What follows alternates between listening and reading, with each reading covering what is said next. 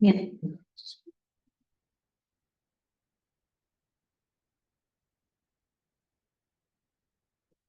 Good evening, everyone. Today is Wednesday, October 9th, 2024. This is a meeting of the Gloucester School Committee, and we are meeting at the Gloucester High School Library. The public is welcome to attend our meetings in person or alternatively through the Zoom link provided on the agenda. The meeting notice will reflect if the meeting is via Zoom only. As the recent amendments to the open meeting law allow, the school committee may continue to hold meetings remotely. Please note the in-person meeting will not be suspended or terminated if technological problems interrupt the remote connection. I will state that the mission of Gloucester Public Schools is for all students to be successful, engaged, lifelong learners. And I ask that you join me in a salute to the flag.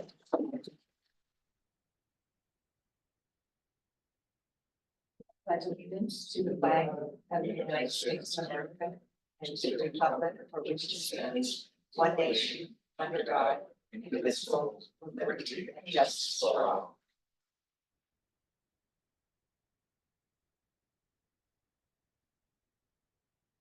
Okay, the first item of business is oral communications.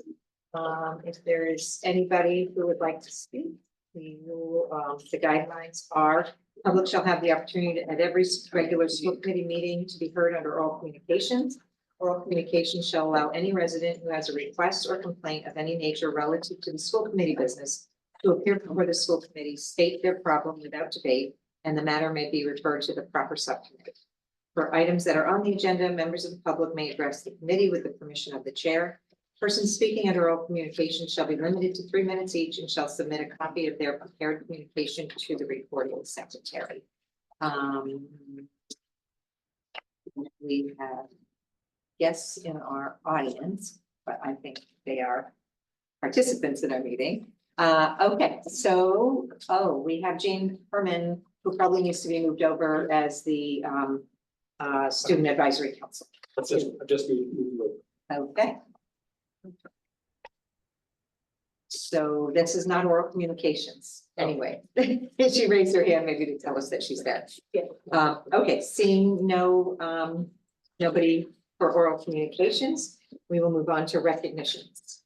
Does anybody have any items they would like to recognize and celebrate? I just want to recognize the high school band. I went to the football game Friday night and they really added an element to the game that I thought was really great to see. So hats off to the high school, the band and the work they did at the game. My second. My son's. You can do that. Yeah. What's your new joke? What the connector would say. Nice. Great. I know the superintendent, I believe it was last meeting, showed photos of the exterior of O'Malley with the school of fish swimming by, but the pictures are amazing. But to see it in person with the light shining and the shadowing of these, 3D beautiful artwork is just simply stunning. So you, in the public, anybody has the opportunity to drive by, walk by that front of the school. It is truly an addition that makes you say, wow, this is really very pretty and very cool. So thanks to GEF and to the artists and to really, collaborate with that beautiful addition. Okay, Student Advisory Council.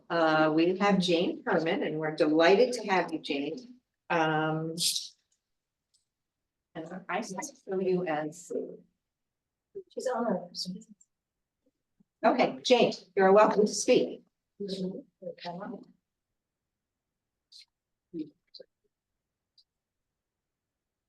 There's your hand up. We also can't see you, Jane. So Jane, you should be able to speak. You're not muted. If you're speaking, we can't hear you though. Can you hear me now? Now we can, yes. Okay. And Jane, I just we don't can't have- see myself, so I thought maybe I wasn't moved over yet. I apologize. I don't see any option to. So Turn sorry, on my- Jane, sorry, to interrupt. You're coming across very broken up. We can't really understand what you're saying. Maybe log out and log back in. Yeah. Okay. Maybe if you try logging out and then logging back into the meeting. Okay. Thank you. We'll let you right back in.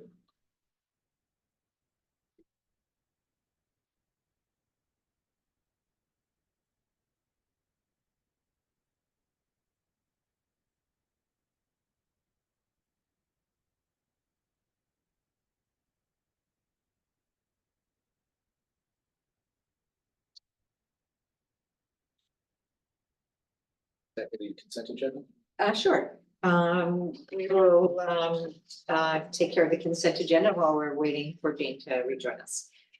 Back, Hmm. She back? yeah, there she is. Okay. Hi, I'm so sorry about that. You go. There we go. We know we see. Nice to see you. Okay. I just have a few updates from the high school. Some of them are just added details from past updates, but What do you want to do here? It's still hard, you're still breaking up, Yeah, Jane, still breaking up. unfortunately, I don't know what your audio is it a new mic or something? no, it should be the same as normal. I'm sorry. Maybe try call, can you connect via your phone, Jane, or? Um, Here, just try again. Let's see what happens. Is it microphone? Yeah, talk again, see if we can maybe make it out. can you hear me now? Are you using earbuds? No, I'm not. No, okay. Um. I don't know. Just try.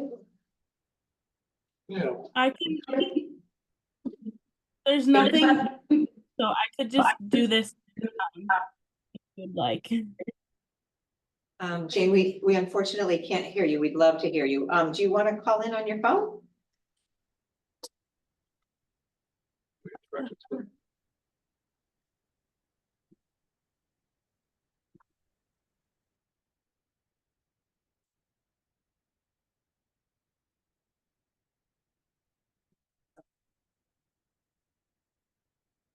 we guys do the consent agenda? Okay, we'll Yeah. do the consent agenda. Hopefully Jane will have success when she comes back.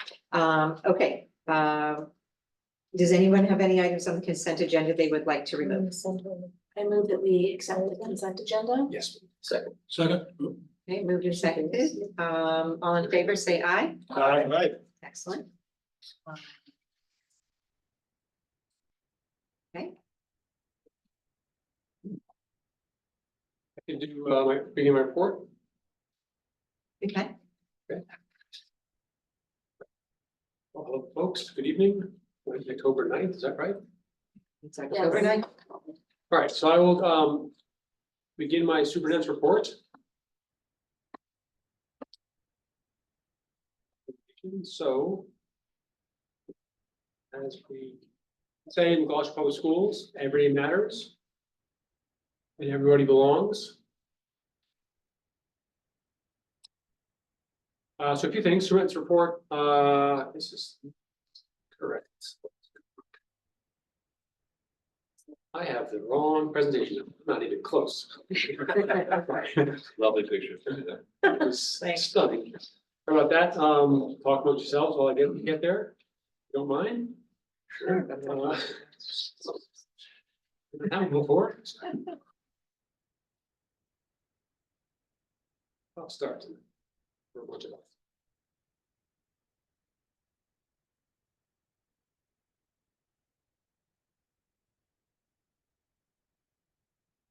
All right, let's try that one again.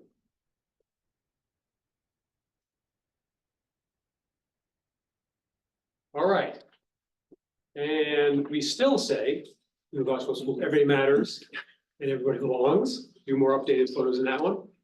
So tonight, I can update from around the schools and things to do with our schools and around our schools, and also a few things on how we want to support the health and safety of our students as well. First of all, as Kathy Clancy mentioned, we had this morning, a ribbon cutting. The new sculpture created by artist Tim Mears, and also inspired by O'Malley students. So just for folks, in case you don't remember, the O'Malley students led by our teachers, Brett Dutton and Nicole Zedekowitz. Last year, with support from the Gloucester Education Foundation and the Bruce J. Anderson Foundation, the art teachers and O'Malley students developed inspiration, did artwork to inspire artist Tim Mears, from Rockport and also Maine as well, to create art that would go on the exterior of the walls there. And you can see here today's ribbon cutting. There in the on the left, you see the mayor and Kathy Fancy were there, and you can see a bunch of sixth grade students. Also art teachers, Tim Pierce's family was there. Folks from the Arts Commission were there as well. So it's a great turnout. On the right, you see them just about to cut the ribbons, 2 students cutting the ribbon. One of those young students is Parker DeSero, who also spoke today. And once again, a student outshone the mayor and myself with his remarks, with their remarks, and did a great job. He was cool, calm, collected. Just did a really fantastic job. There were also silverfish cookies as well, but just really appreciate, and a couple new items here. Now looking at to see whether we can light the sculpture from above. So it's lit after dark. And as we can see a little, can't see in the photo too much here, but the shadows that the light creates with them and would be particularly sort of fantastic at nighttime. So we're going to look into that because there's some additional funding available. And then there's also been a second round of funding through GEF, the Gloucester Education Foundation, for additional pieces. But those could be something that's chasing this school of fish, or something this school of fish is chasing. But there's plenty of room on both the left and right hand side of the wall where the school is now to expand the artwork. So just really appreciate the connection and collaboration and impact on the Malibu community, but also on everybody who goes by and sees it. So very pleased with that. Beeman is either back to school dance. Always fun. Couple more photos of Beeman's back to school dance. So you can see, as we all often see in our schools, before, during, and after school, smiling faces. The NEC Student Athlete Leader Workshop was represented by our, we were represented at the NEC Student Athlete Leadership Workshop by our students, captains and others from our athletic teams. It was in Saugus, Gloucester. Our student athlete leaders attended with 130 other students. It was really about giving folks a powerful message about why I can. And thinking about the people that they can influence in their lives every day, and how they can be positive leaders and have a lasting effect on others' lives. So really the main learning there was learning about what great leaders do, and then remember that for our student leaders to remember that nothing will change until they lead that change. So it's a great message for athletes from across the NEC, but also for our student athlete leaders as well. The Cape Ann Regional College and Career Fair, which has been at our field house for the last few years and before the pandemic as well. This year they moved it earlier in the year, and also they're going to the Cape Ann Chamber of Commerce, which is the primary sponsor of the event, and has it for years, works with counseling teams from across Cape Ann. And this year they decided to move it, to start rotating it to other communities, and it was held at Ipswich High School this year. Also, they moved it earlier in the year so that it can attract both seniors and juniors. You typically would have it later in the year, often after seniors really were sort of either done or mostly done with the process. So really sort of sharing the load here, first of all, but also expanding the audience as well. We appreciate our counselor, Laura Carlson, has always played a big role in this. She continues to do so, but I think it's a good move to rotate it around the Cape Ann high schools. In addition to that, we have our local college night, which was on September 26th. Mr. Cook, I put you on the spot to add a couple of words about how this operates and what happens there. Sure. So this is a real launch. This one is focused on seniors. So this is a kind of we have planning for juniors the year previous, and this is the kind of big launch of the actually applying to schools. We have it very early in the year because increasingly students are applying to schools November 1 and November 15. So there's a lot of practical information about these final steps in the college application process, and a real inside knowledge on that our guidance counseling team, you can see represented there. They each take different areas that's kind of specialty and share the responsibility of presenting to the families and then answering their very specific particular questions. Yeah, it's a good night. Yeah, pretty good turnout. Great night. Yeah. And also just a real sign of strength, we've grown the strength and capacity of our counseling team at the high school for, not only supporting students while they're here, but also helping them and their families prepare for after Gloucester High. And, with 4 full-time counselors, and then also Laura Carlson helping to organize and lead the department. So I'm just really pleased with how we've been able to develop the strength of that department, with those great folks. Now moving into the health and wellness of our students. So typically every year we have student flu vaccination clinics, as well as offering one for staff. Here we have the dates of the upcoming flu clinics, which I believe will be all next week, except for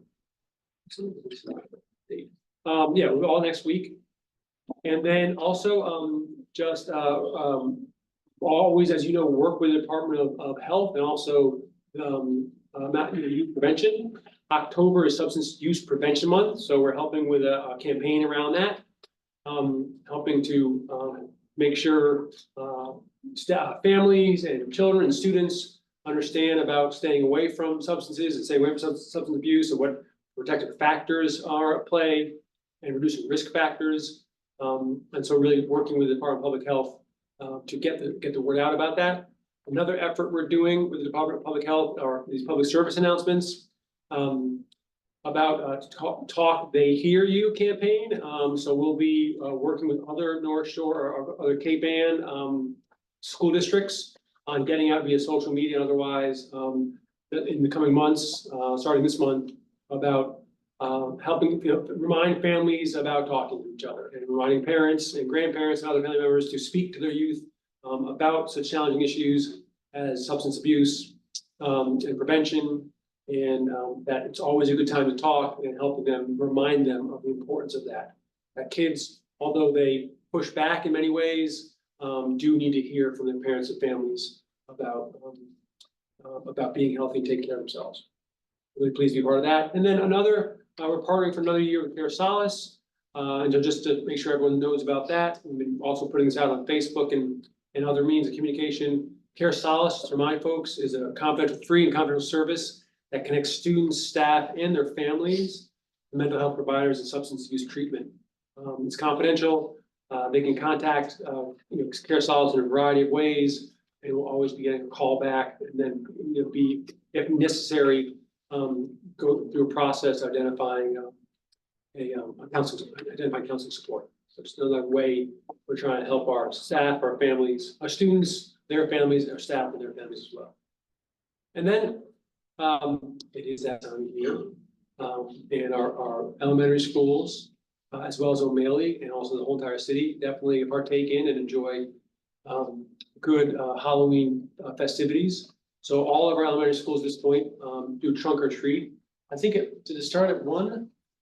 Or did it start at a couple years ago? One, I think it might have been Beaman. It might have I'm been. not sure. And then it has expanded to all of our elementary schools. There is a City of Gloucester Halloween party on the 19th. That is hosted by Mayor Greg Berga, who's here, and then O'Malley has their Halloween dance on the 25th. Can I give a quick plug for that? You are Since you welcome to, mentioned yeah. The real Mayor Kelly Berger, running the whole thing. And a great team, work with Community Impact Unit, Barry Pett, Ringo Tar, who's, at every event in the city, and responsible for every event in the city. So certainly bring kids by. There's a rain date of the 26th, I think, whatever the following Saturday is.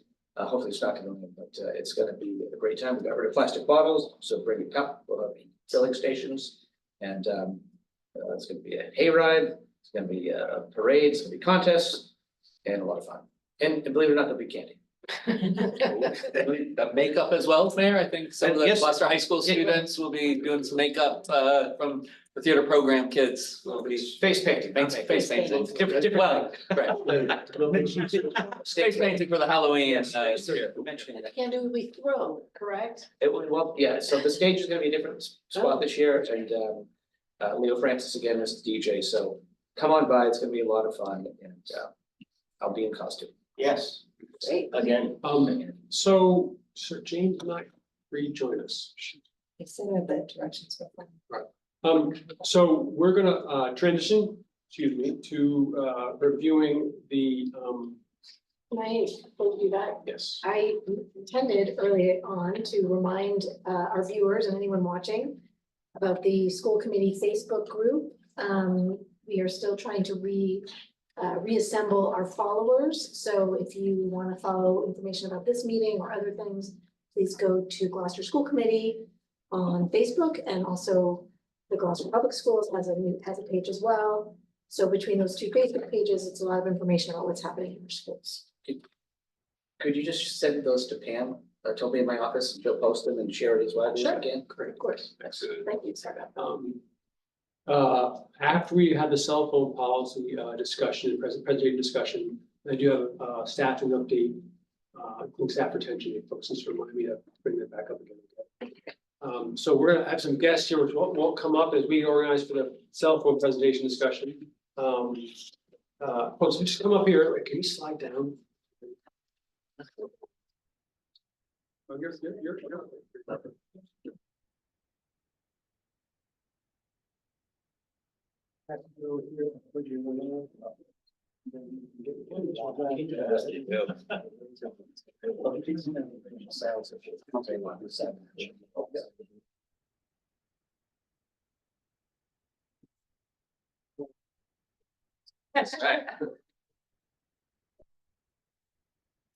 Welcome. Thank you all for coming to our meeting. We love to have faces at the table.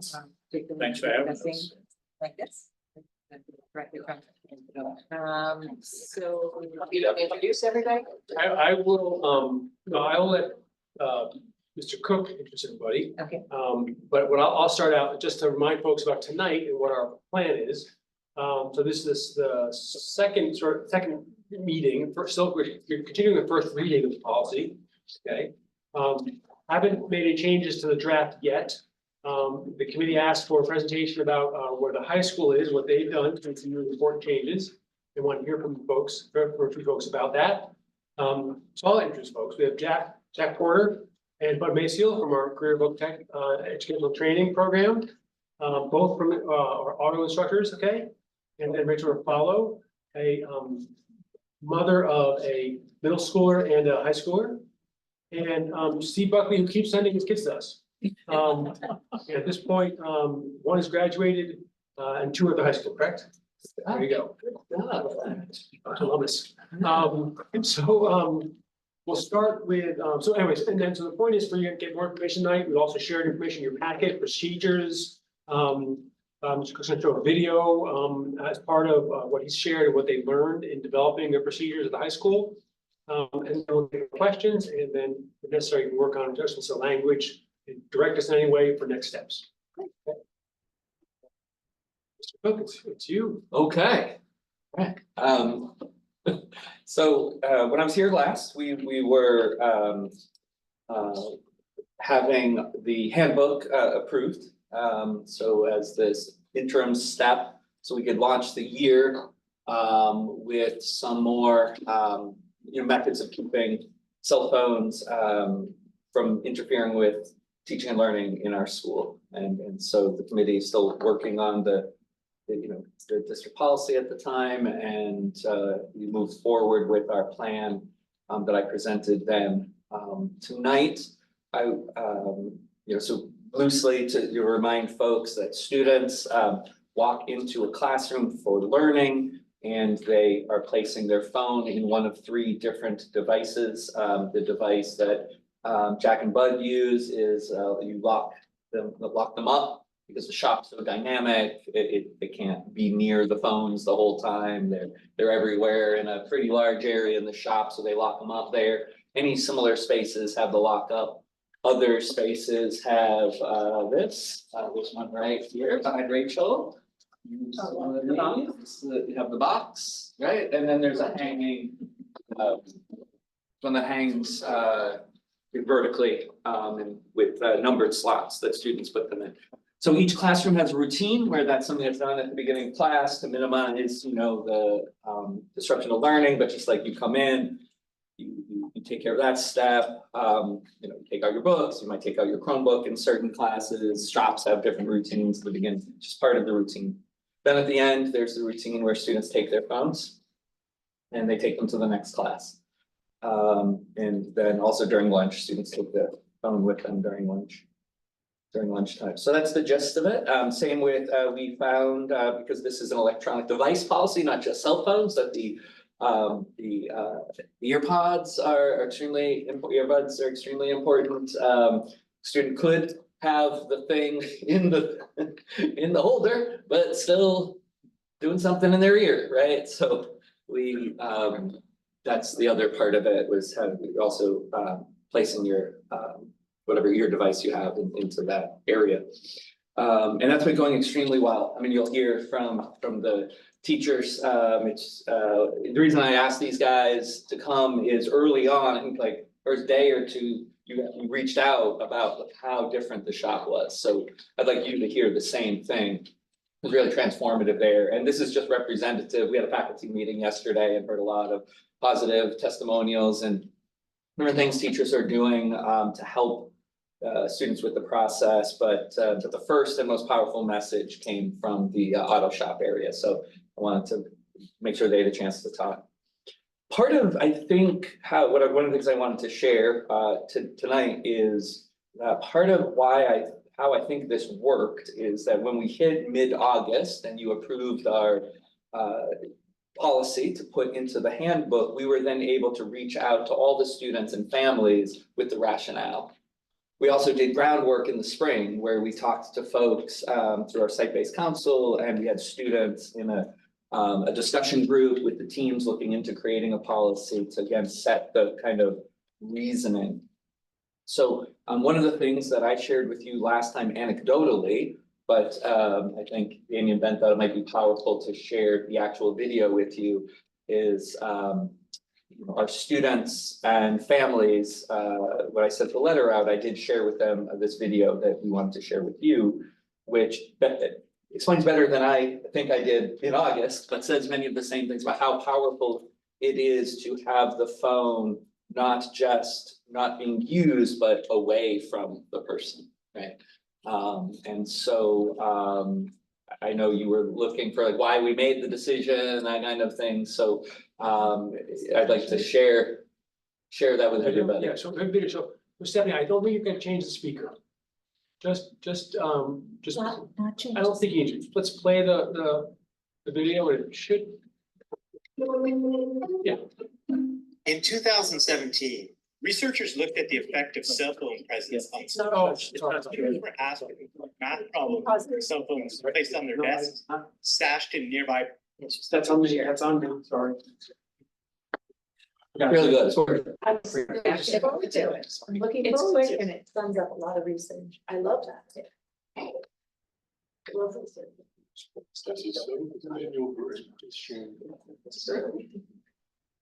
Is that as loud as it can be as well?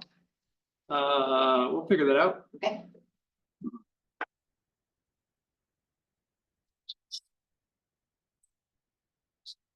This is why we don't have phones. It takes too long. Thank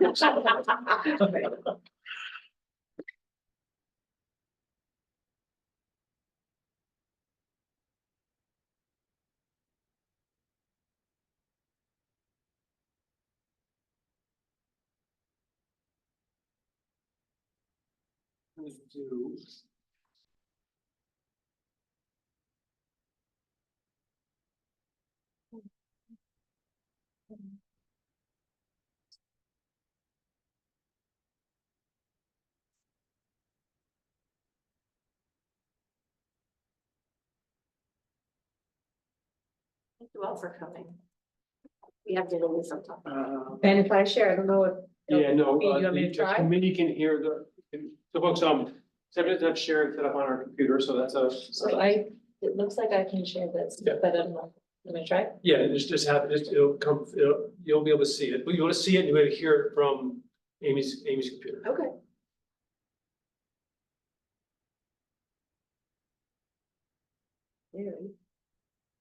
Researchers looked at the effect of cell I'll phone restart it. presence on students. Students were asked. Ready.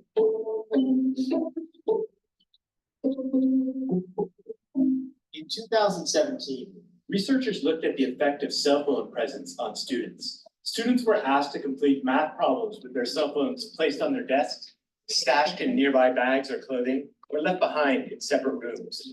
They turned off ringtones, buzzing, pings, the works.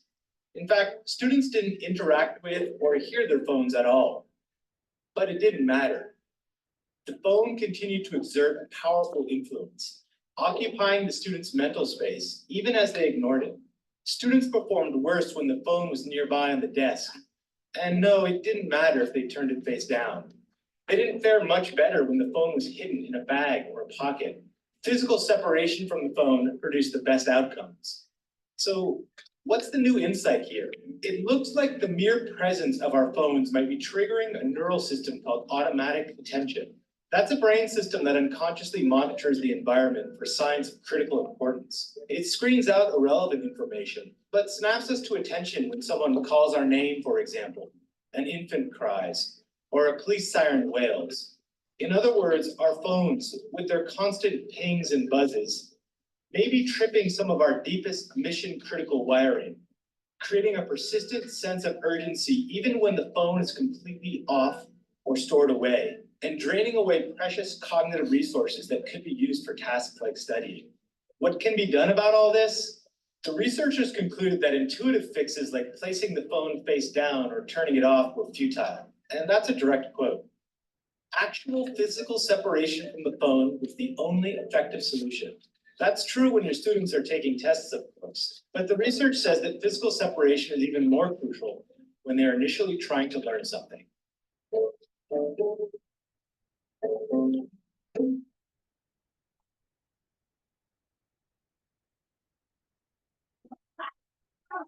The driver. We'll just keep going. So, Go to the next so video. that was one of that was one of the, resources that we use that we found was most easy to share with families, right? Really digestible and explains the difference between why just having it in my pocket or, in my bag and those things aren't as effective. But by being separated from it, anecdotally, students have shared that it is a relief. They feel relief in the day that they don't have to worry about it for a certain period of time. And so it seems to be borne out. Other things that were powerful in talking to students was one study that we looked at where college students were spending more than a third of class time engaged in non-academic activities like social media and texting, when they have the computer and they're supposed to be typing, but are actually multitasking, right? Doing other things, social media, texting friends, that kind of thing, even with tools that are educational, right? And that was another powerful study. Students are heading towards college, right? This is where they're bound, and we'd like to help them create the best habits possible so that they're used to not using these devices in a learning environment, or whether in college or the workforce. And that was a way of also communicating to families and students the importance of this. Then there's this correlation between cell phone use and mental health referrals, right? That we looked at closely. There was another study that had an impact on our thinking. And then we listened to a lot of students, listened to a lot of teachers on what some of the best methods would be. We had folks who had already pioneered this kind of separation from the phone in their individual classroom policies. And so how did that work? How did you get to that point? What were the effects that you saw were beneficial to designing the policy and putting us where we are? And then also talking with area schools. Beverly High School was particularly helpful and very open, and was able to talk with their principal frequently, and partner as they were dealing with this last year. How are things going? What are you seeing over time? When do you need to push back in? And things might start sliding, and reaffirming, which we did at the faculty meeting yesterday. We got together and how's it going? What are some of the things we could do? Faculty members offered some solutions to some issues people were facing, encouragement to each other. So that was really positive, because we're going to need to stay at this, right, as things go on throughout the year. So that's how we got here and how we launched it, and a little bit about how it's been going. But I'd like to turn things over to these guys to give you a picture of what it looks like in the shop, and kind of bring that alive for you a little bit. So. Yeah, I'll start if you want. We found it to be very helpful for us. the kids, the freshmen came right in and immediately put their phones in as soon as we told them. No pushback at all. I was shocked. And that's the way to start at the first level. And then it becomes normal. So the sophomores, we had a little bit of pushback. Juniors and seniors, a little bit more, but they've come around very well.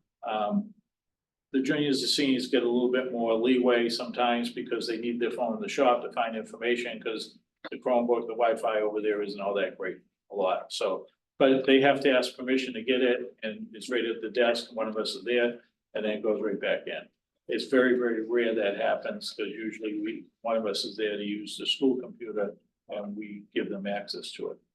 So, it's just made life so much easier for us as teachers. We're not constantly, put that away, stop doing this, don't do that. Come on, guys, we're trying to get through here. So it's huge, and it was a collaborative of the whole school and Mr. Cook, listening to us and acting. And it's been great. It's been really good. It's a team effort all the way through. So- Jack, one of the other things you mentioned, and Bud, maybe you can jump in on this too, is you talked about observing kids, like talking to each other. He was gonna talk about Okay, that. so, Yeah, so one of the main takeaways that we noticed, especially with the freshmen, is like they're talking to each other now. So rather than, oh, I have a minute here, like go down on the phone and do this, they're turning and having conversations with each other. So the social aspect in that shop has come up, and we have kids from all walks of life that come in there. It's kind of like the melting pot of the high school. You have the football kids and science kids and everybody, and they all come in that shop, and they're all auto kids at that point. So this has really helped them to kind of socialize together. We're seeing relationships that may have been, I don't want to use the word strained, but kids that were butting heads, they're getting along great. And it's just, and it might not all be from the phones, but it's definitely a huge factor. And like James had touched on, when you go to work, you're not on your phone, you're gonna get in trouble for that, or you're gonna get fired or whatnot. So it's giving these kids some real world skills, not being so dependent on the phone, because it's very easy to become dependent on it. All of us in this room are probably guilty of being too dependent on our phones or technology for Zoom or whatever. So it was really like a breath of fresh air.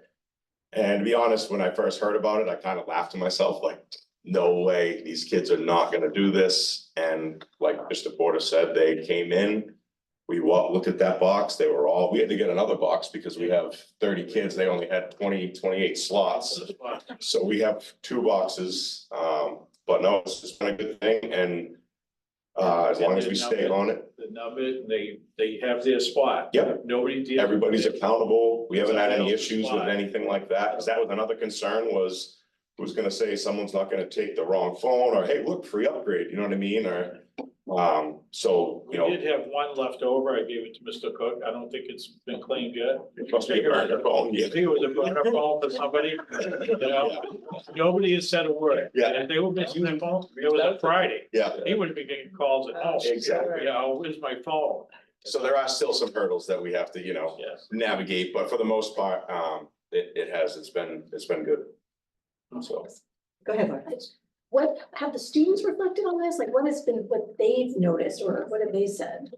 Well, just like he said, they're talking to each other, they're having conversations, they're learning how to talk again. They couldn't do that. A lot of kids just couldn't do it. They couldn't have a conversation like we're having right now. They didn't know where to take it. Yeah. And they're figuring it out, and very few complaints. And even the complaints are more just like moaning and Yeah. groaning. We have yet to have somebody like really definitively say, no, I need my phone, or I'm not, Right. It's been really good. And even if hey guys, there's only 16 phones over here and there's 22 people here, so, so there is that little bit, they're trying to get away with it or whatnot. And well, it's in my bag, and if it's in your bag and it's not bothering you, then it shouldn't matter if it's in here, right? So, but yeah, no, as far as they go, at least our kids, I can't speak for the whole school, but they're pretty for it, so. One of the big things I've noticed is it's short time to the bathroom, along with smart baths. Yeah. Thank you. Short time to the bathroom. We're seeing with the new smart pass. The data is get off, insane, we yeah. can see all the data, which is awesome. They were averaging 3 or 4 minutes gone. Before it could be 15 minutes. It's huge.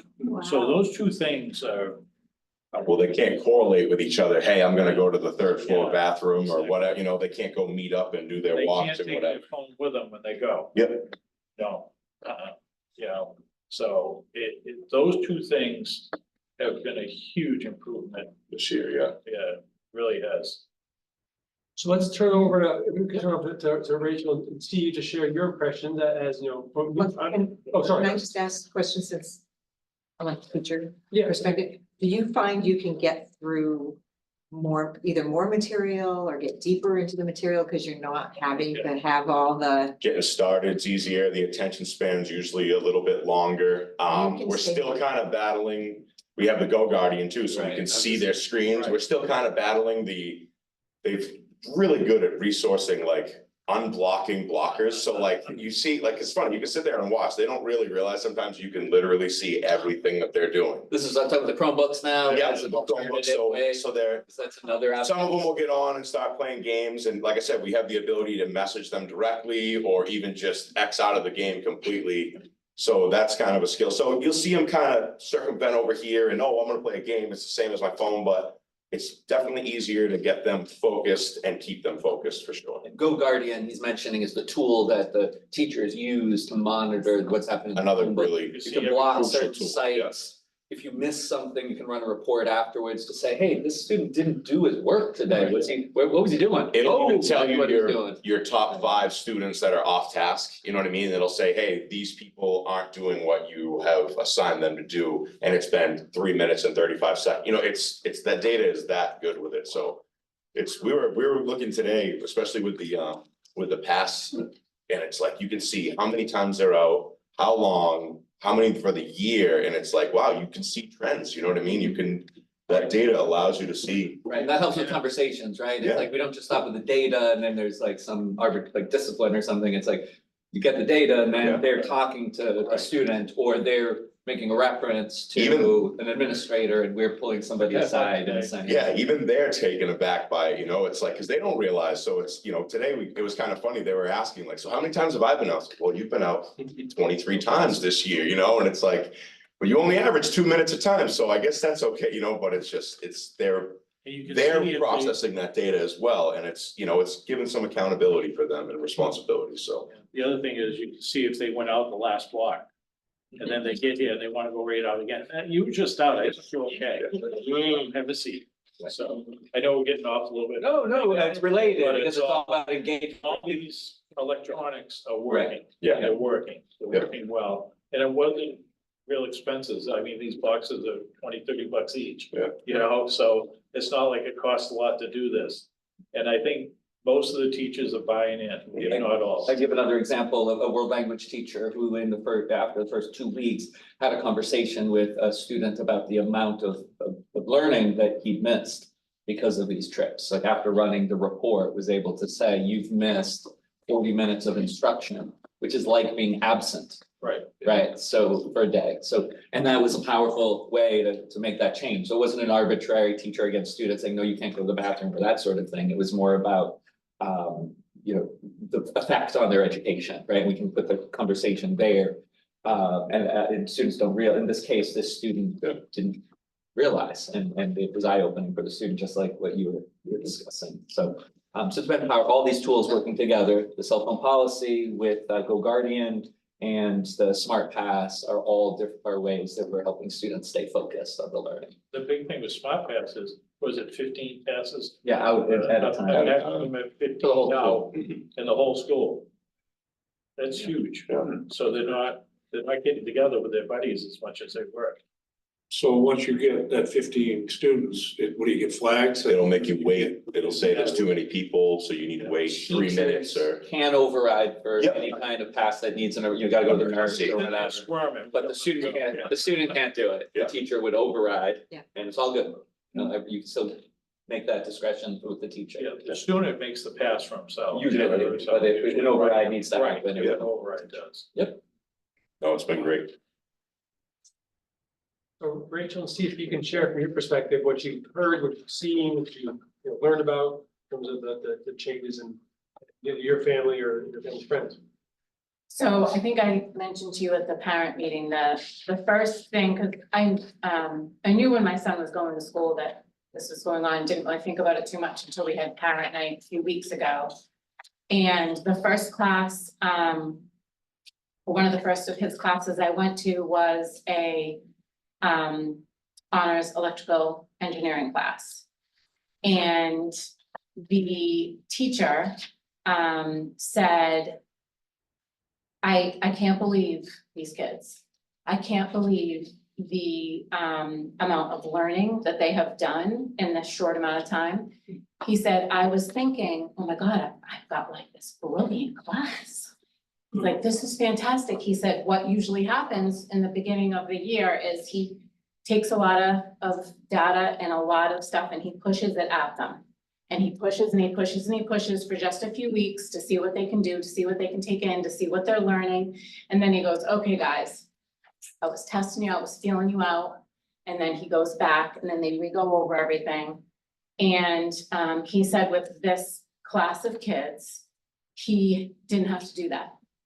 He said he was pushing the stuff with these kids and they were literally absorbing it like sponges. And he had to think about it for a second and then he was like, the amount of time they're actually spending, engaging and learning, it's a hands-on class.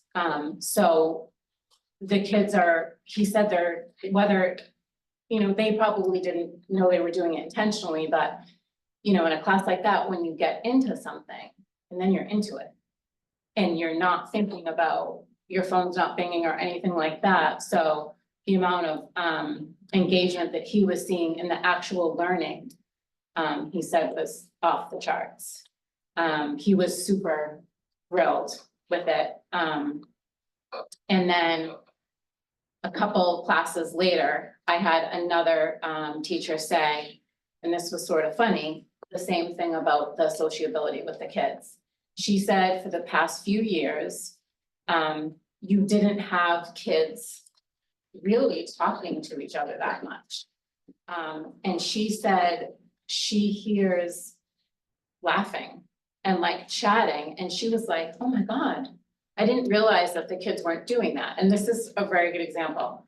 I said to my son last year, something about, oh, I ran into someone, I didn't realize their son was in your Spanish class. He was like, I didn't know that kid was in my class. Literally, that's what he said to me. I was like, what are you talking about? I'm like, this kid, you're like literally halfway through the year in Spanish. You don't know this other child's in your class. He literally had no idea. Because he is definitely a student that distractions, whether it's an electronic distraction or behavioral distractions or anything like that in the classroom, really do affect his learning. And we've been very lucky in this building. He has really done fantastic, loves his classes, loves his teachers. It's been great. I didn't realize how much the electronics was probably a distraction for him in class. And was not able to have him engage at the level which he should be. And I can already tell just from the progress reports that came out. He hasn't gotten any brighter as far as I'm concerned, but you can definitely see he's doing even better in his classes. So that's nice. And I really didn't think about the social aspect until his Spanish teacher mentioned that, and clearly it's noticed on the building. See yourself. First, I want to applaud all of you. I think this is just a wonderful initiative. And I think a lot of us, raising our kids during the pandemic. I know in our household, we were actually a pretty strict family when it came to electronics and social media, and that was their lifeline, and we justified it for whatever reason. So this really helps, and it kind of brings it to the forefront. I also want to applaud you. You've done an excellent job because our kids are great debaters. And when we brought this up, we had some healthy discussions, and I was impressed with their debating skills. So thank you to all the teachers. We talked about not just the cell phones, but the earbuds. And one of my children mentioned, how it is a helpful adaptive equipment. I try to push back to say, well, the Declaration of Independence was written without earbuds in, so, we went back and forth, but as our conversations from a few weeks ago to now have really shifted. I think there was that typical initial, it's change, it's something that's being forced on us or enforced. And there was, I wouldn't say resistance, but a little bit more pushback. We've had conversations more recently where they definitely seem to be much more in favor. They feel that it is helpful for the environment. There really isn't a lot of downside. They did bring up initially a side concern about safety, and these kids are pretty insightful and to say, if God forbid there's ever a situation, there could be a bottleneck to our cell phones and there's something to consider. And they even talked about the locations, which I know is potentially kind of flies in the face of, everything we're trying to do. That said, they really were very much in favor. They didn't really feel it affected them, and I think in a lot of ways it's a little more freeing for them. One thing that they did comment on is consistent enforcement of the policy. I know teachers have a million other things to do, but the more consistent the enforcement for the kids, the expectations are clear and they know, part of them, talking to my kids, they said, oh, well, I know it's not me, but then if they say, well, some classes I go in and as you said, how many cell phones the kids have, maybe there's one kid in the class, but when you see half the class, they're not in the pockets or in the hole, it's not being consistently enforced. So I think that was something that was brought up, the more consistency. The other thing that one of my kids brought up was just that real clear expectation, in the times where the teachers make allowances. And I think that, again, they're smart kids, they wanna, all of them, so the kids wanna know if there's times when the teacher says, okay, we're gonna use it for a specific exercise, a specific lesson plan, that they know why, what are the parameters, so when does it begin, when does it end? And I think that the more clear those expectations are, then it doesn't start, the kids are smart, they're gonna start making exceptions. And so that was just some feedback that I got, but very positive overall. I thought that they were really embracing it, seemed kind of seamless. I just, one other thing I want to point out, because to my earlier point, we spend so much time kind of even at home with this, that anything that you can share in that video it made me think, just watching that video, well, this carries on to home. So my kids are famous for, having the phone right next to, and sometimes depending on the subject, do they need that phone? So if we as parents can kind of support you as educators at home, it might be helpful for us. So any messaging that we can kind of work. So if they do all this good work at school, when we go home and then every 2 minutes, it's like, that it's interrupting their homework at home. So just a little, I kind of made the connection when you showed that.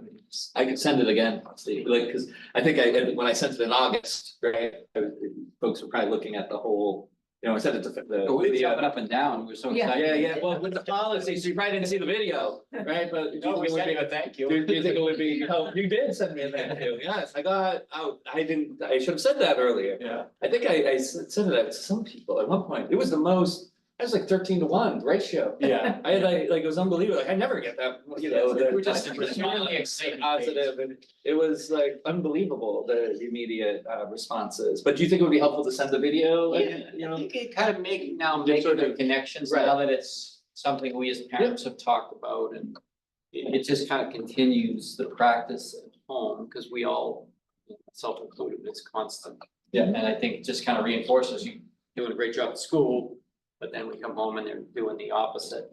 And there's also the kids, so we know, and I know from talking to other schools, that now is one of those times that's why we did it at the faculty meeting yesterday, like meeting it on the consistency across the school. There are gonna be times throughout the year where you gotta go back to that rule, because things can slide a little bit, but we know that if we do check in with each other and we're accountable to each other, right, like the adults in the building helping each other out, then we can keep doing it, but it'll take some persistence, and doing that with families too. So I think that's a good idea and another message back, like, thank you everybody for the launch, and just a reminder about some of the reasons we're doing this, and we love the support from them. So that's really helpful to do.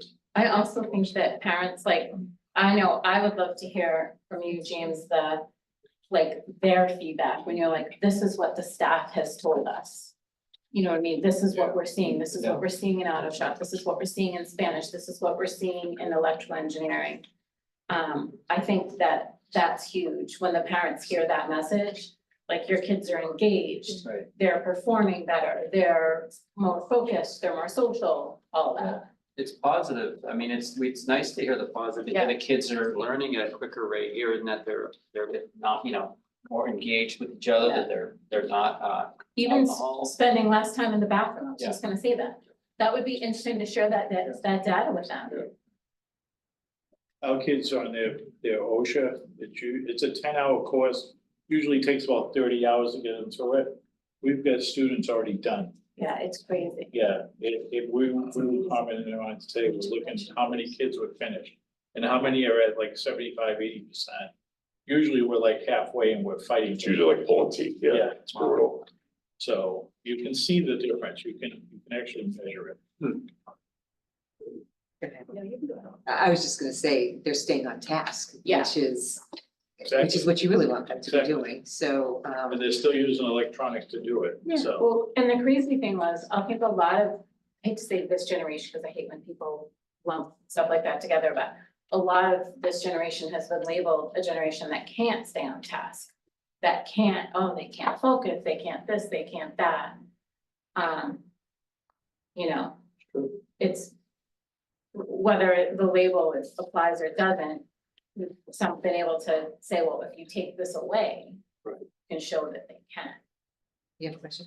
I'm just wondering, one of the things we talked about as we've been talking about the policy is whether it matters if it's just on silent or if we sort of put it on airplane mode, like put it so that there's no buzzing. Now, I imagine an auto shop is such a big space and there's so much noise Couldn't hear it that you anyway. wouldn't hear it. Right. But I'm imagining in quieter classes, if things are buzzing, you're gonna hear it. You We're know, seeing most of the kids shut them off, Yeah. most of the kids in. Or at least silent, yeah. They're either silencing them or shutting them off. Most of them are shutting them off because when they come in, when they pick them up, they're turning them back on. You can hear them all beeping. And they're in foam too, so the vibration, you can't, it's not like it's in a hard plastic, right, so you couldn't hear it even if it was, so. but I'm imagining in the wood ones, you probably. Yeah. You know, you might be, if a bunch of them are vibrating.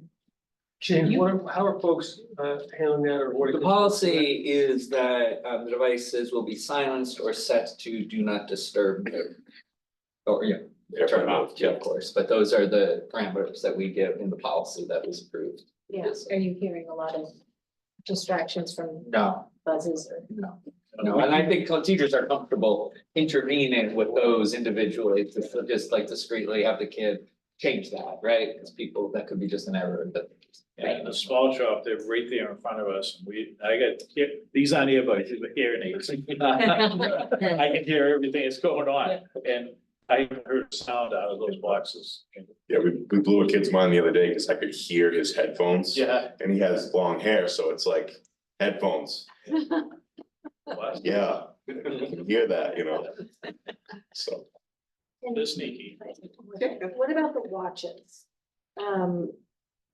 It's just this other category, obviously, which is. Me personally, I don't think anybody in not that I've seen has the watch, but that's definitely a factor. But I believe if your phone is on airplane mode, the watch will be too. Unless you have a phone that's separate from your, I mean, it's. Like a different plan, yeah, so. Yeah, we haven't seen that. And we accounted for that in the plan by, use the watch for keeping time. But, and this takes teachers notice, right? This is one of those things that we would need to keep an eye on. I do also put in the policy that using the MCAS policy for assessments, so that in the bag and away for assessments with phones, because that's where they can be used for GLO, that sort of thing, just like on the MCAS. So that's what we put in. We're gonna keep an eye. That's one of the things that I haven't heard that as one of the issues that has come up yet, is teachers wanting more restriction on the wearables yet. That hasn't come up yet, but it is one of the things that we know on our checklist that as we're checking in, that may need adjustment at the end of the year if we're hearing that the watches are more, or maybe they're more, if they become more common, more prevalent, if people get separate plans, like we're paying attention to see if that happens, but so far that hasn't been an issue. I think you'd be able to see it in the work, to be honest, like they're engaged to the point where if somebody was on their watch and we didn't know, you would see it and they'd be falling behind to that point. They really are doing well. It's. Good stuff. Also a question on, the section on, consequences. So my question is, if somebody doesn't turn off the phone or put it on do not disturb, is that, does it raise to a level of consequences, or is it just kind of another reminding scenario of getting kids in better habits? So no one is getting, Teachers are Negative handling marks. it themselves, teachers are handling that situation themselves. We haven't had a referral yet to the office. Yeah. Due to a buzzing or something being left on, sort of accidentally Yeah, I mean- or maybe purposefully, but if they see a pattern, a teacher Yeah. can consult. And there are a couple situations where teachers aren't sure about whether to handle it in the classroom or whether it's a first offense violation. And so they would consult with Ms. Alves and Mr. Parson or myself to kind of suss out, is this a first offense? Most of the first offense, they become really efficient. We just get the phone and then we keep it for the rest of the day for the first offense as in the policy, and the kid's back learning, right? It's super quick, right? That part, we want to be seamless too, right? It's like not personal, not anything. This is the policy. We'll keep it. You'll get it at 2:07. If that happens again, it goes to the second offense. And we've seen a lot of just not having it for the day is enough to, and the seriousness with which we take it, has, led to in fact, I don't know of a second offense off the top of my head right now. Plenty of first offenses, but not overwhelming. We were worried, and some folks were worried it might get overwhelming for the APs and myself, but it hasn't been overwhelming. We've been able to respond in reasonable amount of time to every call that we've gotten from teachers. I think it's like if consistent reinforcement, continues, then I really appreciate you guys having a check-in yesterday. That's one of the ways to keep it going. And then it won't, grow. That's really crucial. So, It's gonna become the norm. Right, exactly. It really will. I really believe it will. So I have two other questions. Have you had any pushback from parents when you take the phone for that first offense?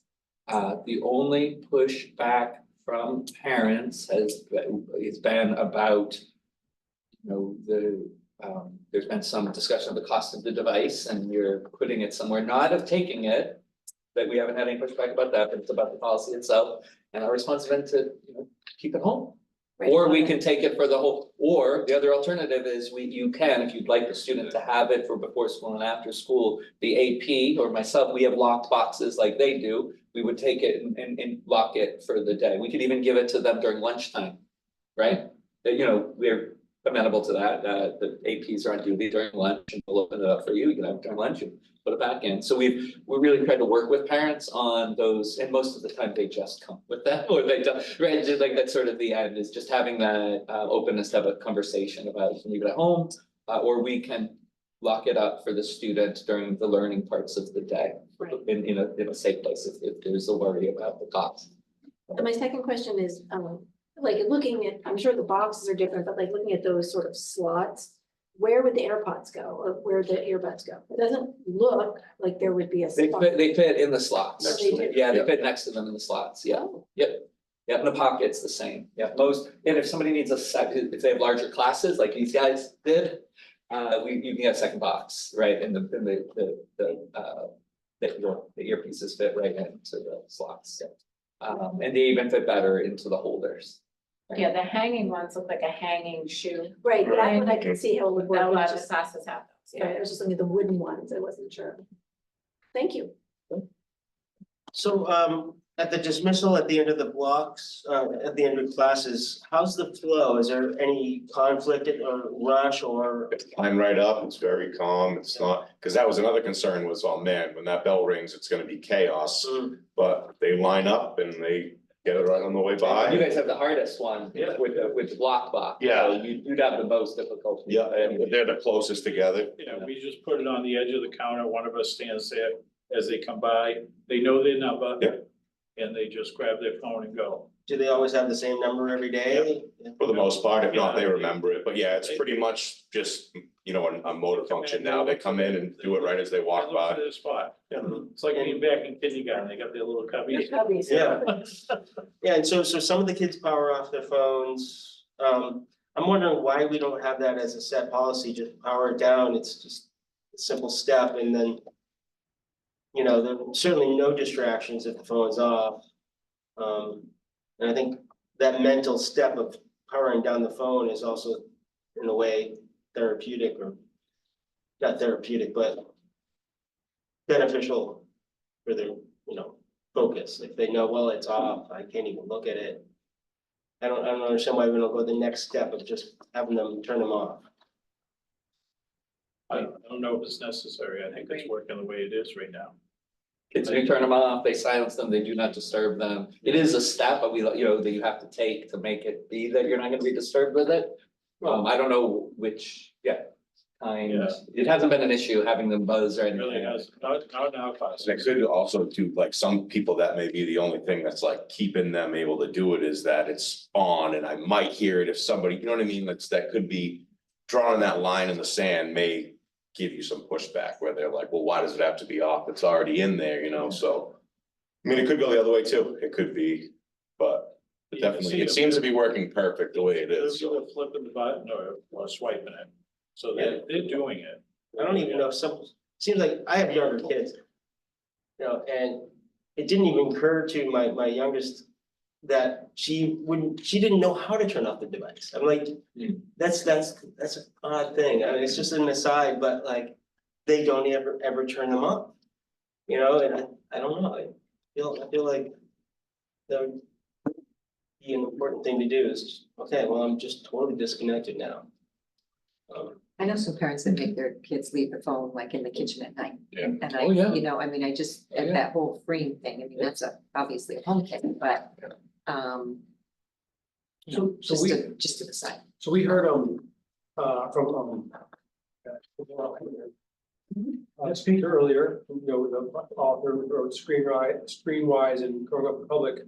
And that's one of the, she said a few different things that I think are, is how can, and one of this, what I'm getting at is as Steve, as you said, how can we provide more guidance for families and for parents on, you know, the challenges around growing up in a digital world, right? And one thing she was very clear about is there's no reason for a student, a teenager, a child to have a phone in their room at night. There's just no reason, you know, and what it opened, but doing that, and that's good advice for us to give. Because having it in your room behind a closed door overnight is just the temptation and the potential trouble that folks can get into is just too great. You know, so that's one example, I think, of others that where the distance can be done, you know, and sometimes it can be helpful to get suggestions or advice or ideas from, you know, from school leaders, that's what, so. I don't think they have fathers that say no one can call the house after 10 p.m. You only connection, you knew you were done. Right. But there was one phone and one number, right? Yeah. Right. Yeah. With them. I was just sitting here thinking about next week, the drill. And what am I gonna do with these phones? And they got handles on them. I just Grab think the whole box. I'm gonna pick it up and carry it out, because I have to take a radio and a go bag and everything that we have to take out from the classroom, from the shops, and it'd be easy, they got handles on, they're gonna be easy to handle, I'm saying, because they're gonna be running for their home phones.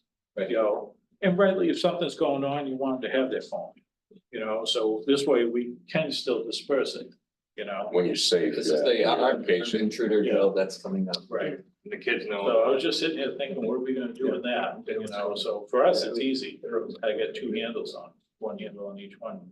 You know, the two of us can just grab that stuff and go, we've got a pretty good system. And that also will also be that day, will be, you know, good learning for us as well, because as happening in different classes, and we'll learn some things about what we should do and what we shouldn't do. And that's the reason you have the, you know, the safety and the training materials, you know, and then this is so it'll be helpful actually. To instructor. And that You was, guys are already thinking about it ahead of time, and other folks, you know. that was the feedback that I received. That was actually the whole safety aspect of it, thinking, okay, everyone, there's different ways. If there's a bottleneck or there's a box and you get separated in person from the box, now you're home, which I know in an emergency, obviously can be. I'll pull out. I see it as they're gonna stay closer to us. Yeah. Yeah, less chance they stray away, yeah, that's a good point. Ready for that drill, the kids will be staying in a lockdown in the classroom, or is this? No, it's, we do. It depends on where the, Yeah. Yep, depends on the Intruder information, is. right? We do the full process where you're gonna make families make a decision. You'll be getting a note from me Okay. at the end of the day tomorrow. Okay. And explain the process to parents, which we do every time, but we provide information. And then the teachers respond to that information, whether they are locking down or whether they are leaving the building. For the purposes of the drill, we have rendezvous points, which would be the case if it were just sort of happening, but based on the information, they make decisions, and so what Jack is talking about is if they were to leave, if they're not locking down in their space, that he would be carrying out. Kids will leave the locked building. device. The kids will leave the building, right? Contact their parents to And pick them he'll- up, or? Well, that's what would happen in an actual Right. case, so Yeah. what we share with students is like, this is what we're doing for the drill, and this is what would happen in an actual case. Right, so that Jack was thinking through how to bring the phones, because they're locked, how to bring them out Yeah, of the shop if they were to leave. Because they are locked and Right. they are designed to. They're not supposed to We be. chose the device we chose is that these locked devices have a handle. That was one of the things we were thinking of for those that are locked, that are less easy for students to simply take with them as they leave. yeah. And that's Evacuation. auto and a few others, right? That's right. There are not many of those. There aren't many of those. There are areas. You could where still the- grab that tray though. Yeah. If you needed to. Can Yeah, assign it to a student in each class, yeah. Yeah, we talked about, everyone's saying, well, what if there's an emergency, and that's kind of code word for, there's a lockdown, should the kids get their phone? Oh, I see, yeah. If they do that, that's not gonna help. No, the lockdown's different Right. situation. You're thinking of the evacuating part Yeah, of an Alice drill, yes. But even, can I just follow up on that, but even in an Alice drill, or if it weren't a drill, there would be messages going out to parents. Like the idea that anyone needs to, messages would be going out to parents with critical information about pickups and all of it. Yeah. So it Part of is, the plan. They're not supposed to be messaging, we're supposed to keep them off of the Right. phones realistically, so. but the truth is, also, there would be text coming out to parents I'm sure, constantly and consistently with the latest information on that parents needed for their children. So, that's a big push we get is like, but if they're, and that's true, but it's partially, I don't wanna say it's not true, but it's partially perception, like. It's not the only way. Each person texting their parent is not the only way to communicate. Well, then it could also create a wave of parents showing up, and Right. now you have Right. people who aren't normally here, you don't know who's who. Right, so I'm just saying, like, there is other communication. Yeah. Aside from each individual student's cell phone. Yes, primarily, so, yeah. just remind me, during a lockdown, will the teacher make it clear that kids are not taking their phones, or is that up to the classroom? So we should be proceeding without the phones. Without the phones? Yep, during our drill, we would expect there'd be no reason for students to have their phones. If they choose what we call an enhanced lockdown, Yeah, because they're also practicing like moving desks and things Right, to right, enhance the lockdown. So there's no need for the phones in Yeah. that case, yep. I think that's gonna be a tough one for parents, but I think just like the whole program is, kids are buying into it, they're seeing the results. I was gonna ask a question, I know we're too early in the year, but as far as, online conflict during the school day, coming into it, social media and pictures and all those kinds of things, I'll be interested in a year from now to ask, like, have we seen a decrease in that kind of drama? Have we seen a decrease in, interpersonal? I will too, and Yeah. I do think the parent component of sharing this with parents again in the next phase about like, sort of like the more Heitner lessons, what's happening at home as well, right? Are there opportunities for separation from the phone at other parts of the day will help with that, because so much of that drama is actually what's happening when students are not here in the building, right? And that is walking in to the building Right. on a week. I do know that, a student being disrupted by a Snapchat message in the middle of auto is not happening. Right, and that's a powerful thing. Oh, I forgot this, I noticed, you had asked about will students be on there, I can't remember which committee member asked. During a passing time, right, there was some concern that there was this emergency during passing time. And I started counting, doing just a quick superficial, it was like, in one case, it was 3 out of 10 students, and another, it was 2 out of 10 students. They were, walking and talking and watching where they're going and these kinds of things, I don't know if maybe as soon as they leave the room, they quickly check and then start talking to each other, but I was in one of the sort of cross areas, the T as we call them, and I just took some quick data because I knew someone had asked that previously, and I did not see a pandemic of students on their phones during when they did. Bumping into each other. What's that? Bumping into each other or so on, and I thought that would be. I think it's an interesting retraining also of expectations of people. Like if I know somebody's at job that you can't reach them, because of their nature of their job, or my son's at college, I have his class schedule, I will not message him during this class. So I'm trained to not interrupt his time. If I'm not going to reach somebody, I think, oh, I'll send it later when I want a response. So I do think it's kind of healthy all around for parents and friends not to be saying, expecting both a response right away. I think that's just a psychological benefit as well, is that we don't have to respond right away to something very minor, right? Yes. Okay, so we've asked our questions. We are at the point where we're kind of in the middle of the first reading, where we've gone through the policy. So I would like to add, so we'll move to that part. Do we want to let our guests go first? Well, you can go if you want, but we can have this discussion. You might be Okay. interested to see how we hopefully get to the next, because we do on this policy, because it's new, we do 2 readings. So we've kind of introduced it last time. We had some discussion. We continued it because we didn't get through that discussion to approve the first reading. Tonight, the goal hopefully is to approve a first reading of this or any amendments to this. And then we'll talk about if we feel it's necessary to have a public hearing or not, given our comfort level with kind of what we know and the feedback we've heard. And then next meeting or so on, the next step will be a second reading. And then after that, we can approve or take a vote to approve or not. So just a couple things. I think this is not a new policy. We did have JICJ. Okay, but I think it's a significant revision. So I Yes. think we're being extra careful in terms of the steps. Yeah, no, I just wanted to. Okay. So let me it's okay to leave. Awesome to leave. I was going to. Something you want to So say? long day. Okay. We got tomorrow off, thanks to Jane. Thank you. Thank you guys. Your space been great. Yeah. Good to see you. Thank you all for coming. Take care. Thank you. Thanks, Rachel. You're welcome. Thanks, Steve. Thank you. Appreciate it. The long day. Thank you. Thanks for the partnership and thank you, man.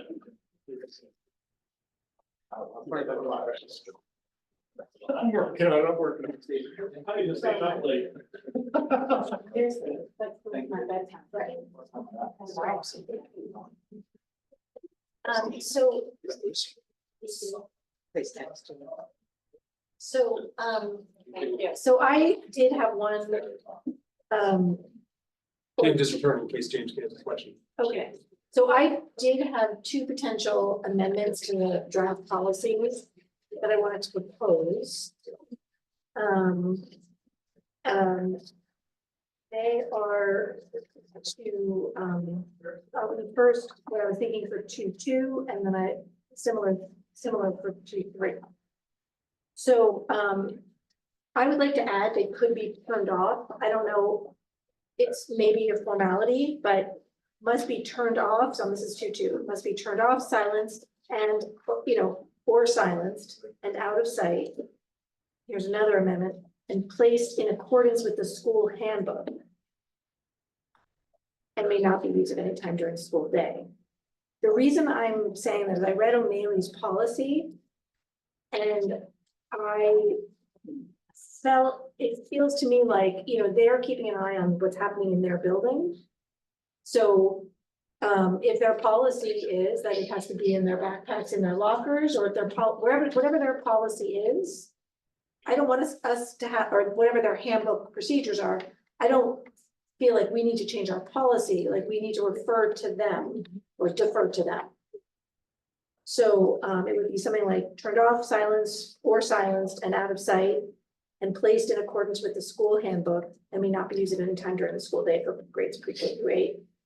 That's my one amendment. And then the second is just also add the possibility of being turned off. It must be silenced or turned off and out of sight for the high school. This is on 2.2, Laura? The first one was on 2.2. Yeah. Can you say that again? And then for 2.2. 2.3, oh, for 2.2, it is must be turned off or silenced. Yeah. And out of sight And what's the third? and placed in accordance with the school handbook. I know it's a run-on sentence, I understand. And may not be used at any time during, you know, and then the rest, and may not be used at any time during the school day for pre-K through 8.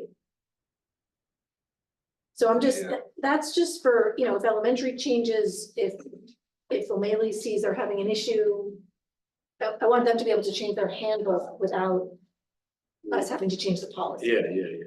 So So, it opens the It's door. Still, sorry, it still allows, I mean, still sort of has the baseline of silence or turn off. right, But then, which is really what we want, pre-K 8, we really want. right, And then the placement though is up to the school handbook, which can be more flexible in the sense of some houses will have it in their house, in their whole room.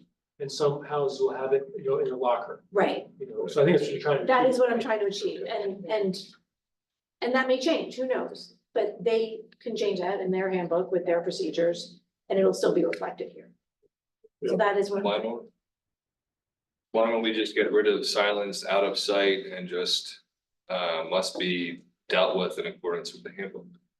Well, I think, and correct me if I'm wrong, but I think we want the Gloucester Public Schools policy to sort of, we are making a point that the outline, the parameters of our policy is these things have to be silenced and out of sight. The school can decide how they're doing it. Okay, That's what, you know, right. that's, but the way I see this, and the way I see that amendment is, we're saying that's our policy for Gloucester Public Schools. And then schools have decision power, or, you know, they're the ones on the ground and they can choose how to fulfill this. So then for 2.3, staring at the holy grail of phones, they're not out of sight, so we just say, well, that's their interpretation, so we're gonna keep the language. I'm not putting that in the school handbook. I wasn't gonna put that in 2.3 for the high school. Okay, gotcha, I was just, for the high school, I just want the option of turning it off. sure, but out of sight though, if they're, you know, they're staring at it thinking, all right, I got 20 minutes left and my phone's right there calling to me.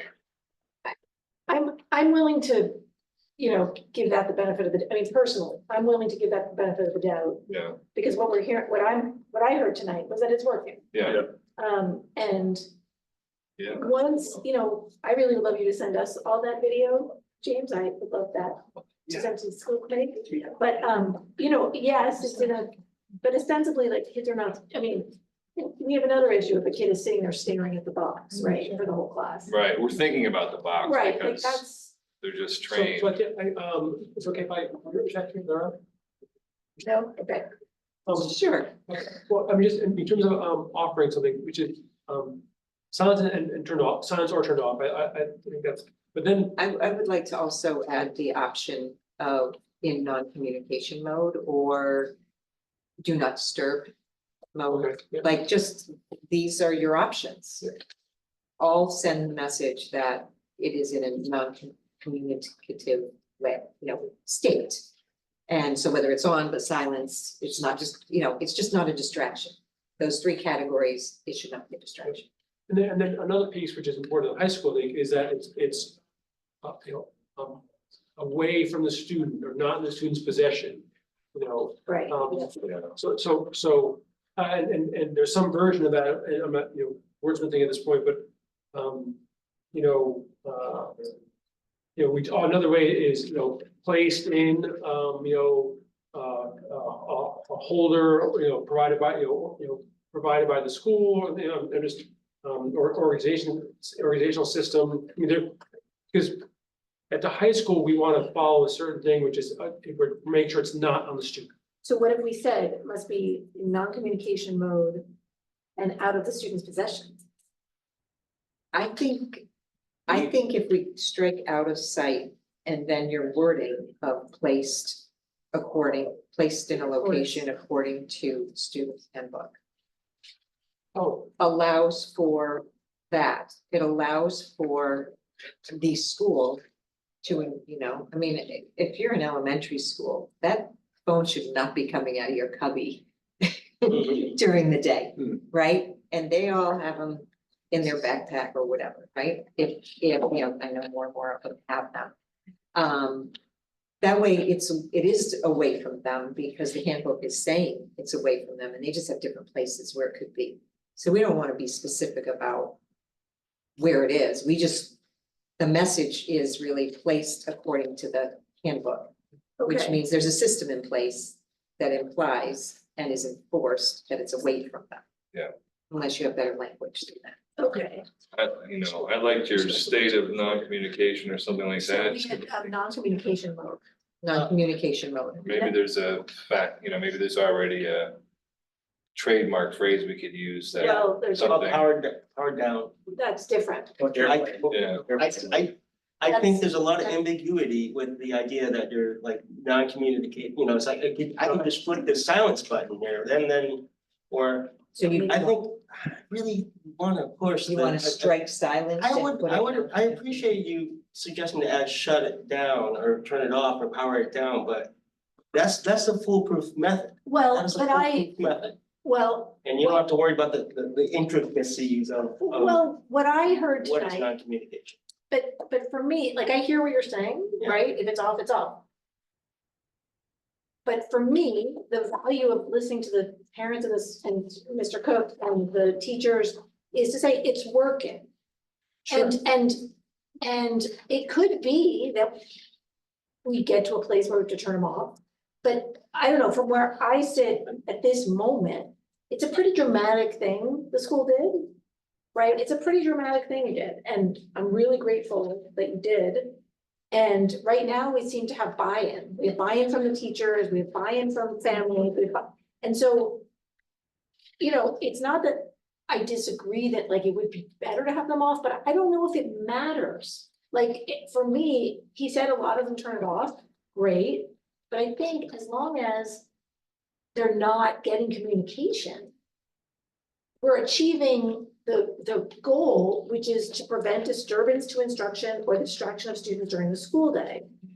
So that's where I sit. That's just where I sit. I hear what you're saying. That's where I sit.